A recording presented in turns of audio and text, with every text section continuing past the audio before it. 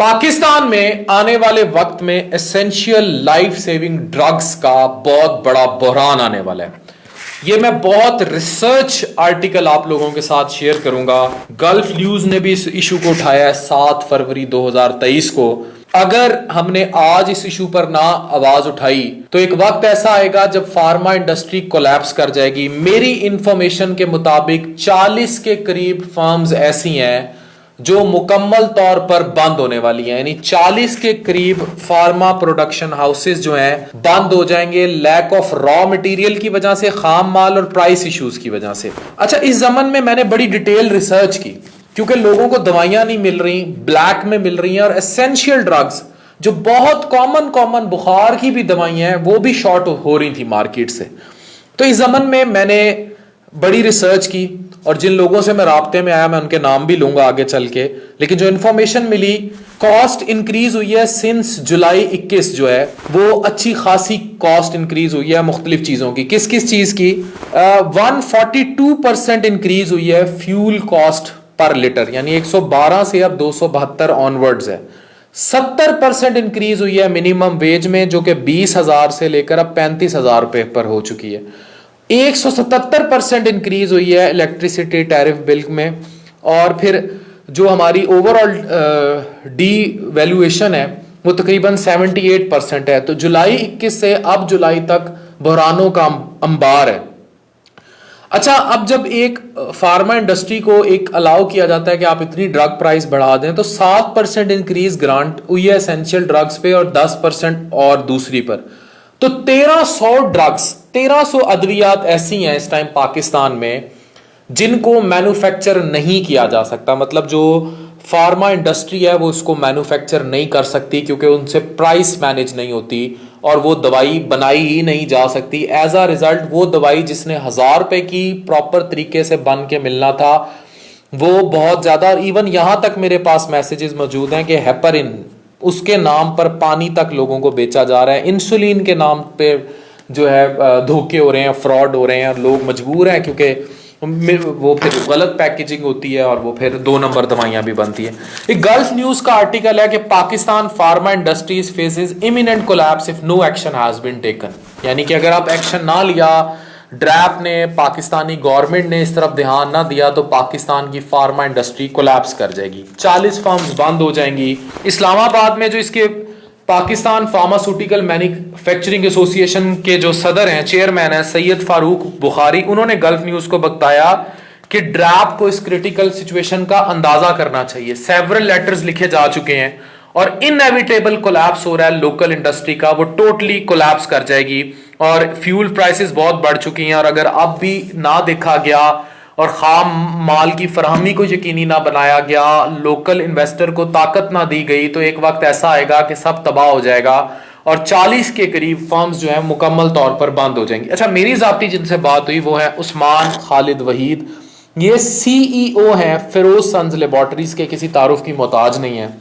उन्होंने बराह रास्त मुझे भी ये सारी इंफॉर्मेशन दी और गल्फ न्यूज को भी उन्होंने इंटरव्यू देते हुए बताया था कि price fixation to deregulation to improve competitiveness in the industry. He added that price fixing in Pakistan is hurting both industry and the patients, resulting in repeated shortages and the rise of smuggled and counterfeit drugs that will fill vacuum created in the absence of life saving medicines। यानी अगर आप जो raw material महंगा हो चुका है उस पे एक प्राइस फिक्सेशन करेंगे और उसको नहीं देखेंगे, जो अभी मैंने शुरू में जिक्र किया था 7% और 10% का, तो उससे लाइफ सेविंग ड्रग्स बनाना ही नामुमकिन हो जाएंगी। Local pharma industry heavily rely करती है, जाहिर है वो इंपोर्ट करती है बाहर से रॉ मटेरियल को, और फिर ये जब क्राइसिस आएगा और इंटरनेशनल भी मार्केट में बड़ा इनको मसला हुआ है कोविड-19 पैंडेमिक में, फिर कॉस्ट ऑफ फ्यूल है, इलेक्ट्रिसिटी है, उसके चार्जेस हैं इधर उधर लाने के, पैकेजिंग मटेरियल है, इसकी वजह से भी। और पाकिस्तान में 32% जो डेवोल्यूशन है against the US dollar since July 22 and 27.6% increase है कंज्यूमर प्राइस इंडेक्स में जनवरी 23। अब सिचुएशन वर्स हो चुकी है और ड्रैप को सोचना होगा। यही वो वजूहात हैं जिसकी वजह से अब फार्मा लोकल इंडस्ट्री हाथ खड़े कर रही है, क्योंकि उनको एक प्राइस फिक्सेशन दी जाती है और वो फिक्सेशन डॉलर के हिसाब से एडजस्ट नहीं की जा रही, जो डॉलर है उसके हिसाब से उस प्राइस फिक्सेशन को एड्रेस नहीं किया जा रहा। तो होगा क्या कि जब डॉलर बहुत तेजी से बढ़ गया, ये बिल्कुल ऐसी है जैसे गाड़ियां महंगी हुई, डॉलर गाड़ियां एक्चुअली महंगी नहीं हुई, हमारा रुपया नीचे चला गया, तो गाड़ियां महंगी हुई, किसी ने नहीं, वो इंडस्ट्री थी, दे हैव डन इट। तो जो दवाइयों का भी रॉ मटेरियल आता है वो सारा जो मैंने आपको बताया उस पर खर्चा आता है, जब वो पूरा ही नहीं पड़ेगा और आप उधर से कहेंगे कि आप इससे ऊपर नहीं जा सकते, तो फार्मा इंडस्ट्री कोलैप्स कर जाएगी। ये वो मेजर।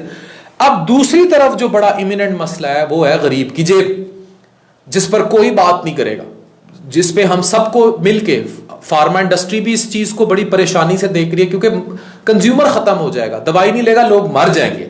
अब दवाई ना लेने का मतलब ये नहीं है कि वो रोटी नहीं खाएगा, गंदे चोकर के आटों की रोटी खा लेगा जो आप फ्री आटा बांटते फिर रहे हैं रमजान में, वो यहां तक बात नहीं रहेगी। वो बात यहां तक हो जाएगी कि वो टोटल तबाही पर चला जाएगा, टोटल कोलैप्स कर जाएगा। जब टोटल कोलैप्स कर जाएगा, तबाही पर चला जाएगा, तो ऐसी तबाही आएगी कि कोई सोच भी नहीं सकेगा। क्यों? क्योंकि वो दवाई ले ही नहीं सकेगा। जब ले ही नहीं सकेगा, उसकी परचेज से बाहर हो जाएगी तो वो मर जाएगा। अब इनका सोल्यूशन टफ है क्योंकि ये आएगा ऊपर से, और ऊपर से सोल्यूशन ये आएगा कि मुल्क में स्टेबिलिटी आए। स्टेबिलिटी ऐसे आएगी कि मुल्क में हुकूमतें स्टेबल आए, मुल्क में जो वजीर आजम आए किसी भी पार्टी का आए वो स्टेबल आए, जो इस्लाहात लेकर आए वो मुल्क की पॉलिसी के ऐन मुताबिक हो, वो खाने लूटने वाला बंदा ना आए, फिर उसके काम में इंटरफेयर भी ना किया जाए और उसको खुल के काम करने दिया जाए, मुल्क में बार बार मदाखलत ना हो, चीजें एडजस्टेबिलिटी के साथ चलें और अपनी बरामदात और दरामदात के फर्क को कम किया जाए। आप जो एक्सपोर्ट करते हैं वो बढ़ जाए, इंपोर्ट कम होनी चाहिए, और इन दी एंड नेट रुपये की वैल्यू गिरती गिरती के बजाय बढ़ी है तो चीजें बेहतर होंगी।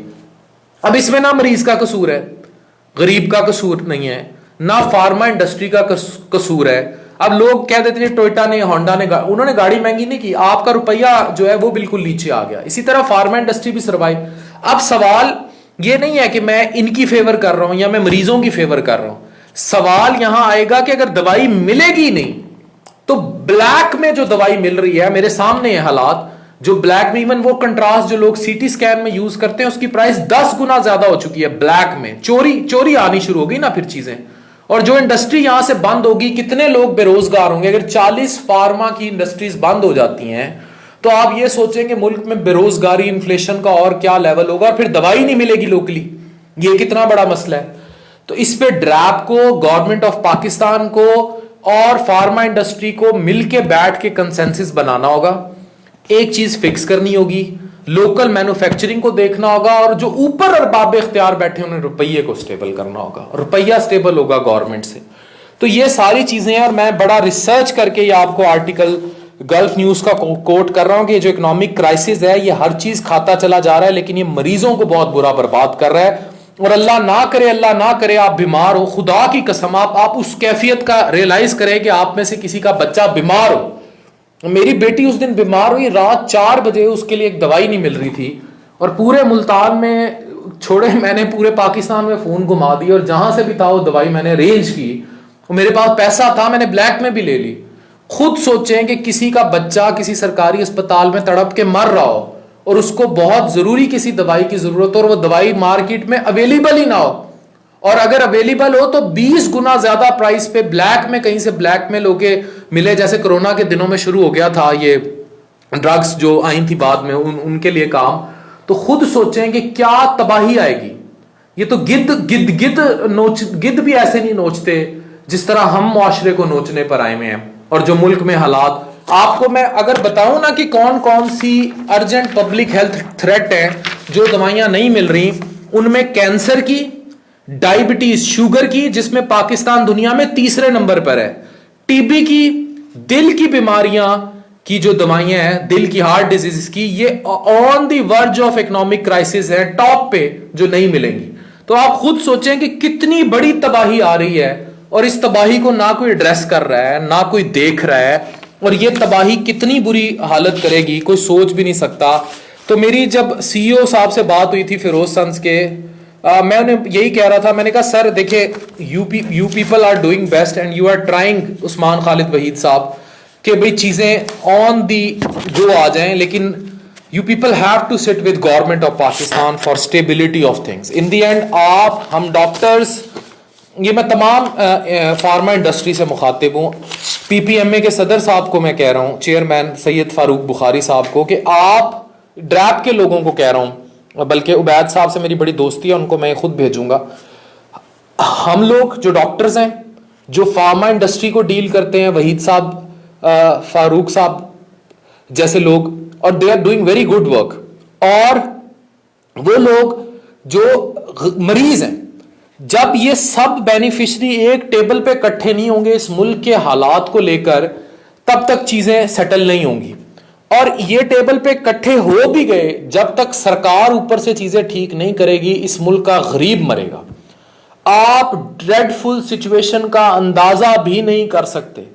आप खाली पेट खुद सो सकते हैं, आप अपने बच्चों को भी खाली पेट पानी से रोटी खिला के सुला सकते हैं, लेकिन आप ये टॉलरेट नहीं कर सकते कि आपका बच्चा या आपकी मां बीमार हो और उसे किसी लाइफ सेविंग ड्रग की, टीबी की ड्रग है, कैंसर की ड्रग है, दिल की बीमारियों की ड्रग है, शुगर के लिए उसको इंसुलिन चाहिए या कोई भी और ड्रग चाहिए, आप ये टॉलरेट नहीं कर सकते कि वो ड्रग अवेलेबल ना हो, ब्लैक हो या बहुत महंगी हो। इसका इनर्शिया बहुत ज्यादा खतरनाक है। तो पाकिस्तान में 40 के करीब फार्मा इंडस्ट्रीज बंद हो जाएंगी। पाकिस्तान में 1300 से ऊपर जो दवाइयां हैं लाइफ सेविंग, वो टोटल आउट हो जाएंगी।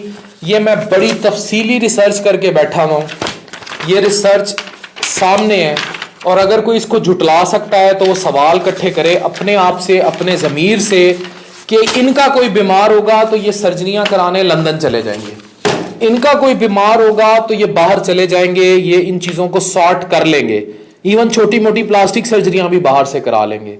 इस मुल्क में जो आटे की लाइनों में लगा हुआ है 200-300 रुपए की खातिर, या चोकर का आटा 1000 रुपए की खातिर सुबह से लाइन में अपनी बीवी उसने खड़ी की हुई है, और 6 साल की बच्चियां भी मरने की इतलात हैं।